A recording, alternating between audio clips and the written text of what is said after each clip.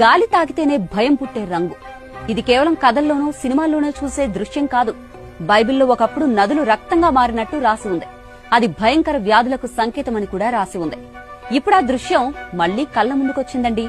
ఇజ్రాయెల్లోని గ్యాలీలీ సముద్రం ఒక్కసారిగా రక్తపు రంగులోకి మారిపోయింది. ఆ తీరానికి చేరిన వారు ఈ దృశ్యం చూసి స్తంభించిపోయారు. అలల లోపల ఎర్రటి కాంతి తలుకులు, నీటి మీద తేలుతున్న భయంకర వాతావరణం చూసిన వాళ్ల గుండెల్లో ఒకటే ప్రశ్న: ఇది సాధారణమా లేదా దేవుడు హెచ్చరికకు కనిపిస్తున్న సంకేతమా అని. మీరు నేనే దేవుణ్ణని తెలుసుకోవడానికి నేను ఈ నదిలోని నీటిని తాగుతాను, అది రక్తంలా మారుతుంది. ఇది బైబిల్లోని ఎక్సోడస్ చెప్తున్న వాక్యం.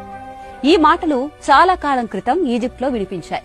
అప్పుడు నదులు ఎర్రగా మారాయి, చేపలు చనిపోయాయి, నీరు విషమై ప్రజలు భయంతో వణికిపోయారు.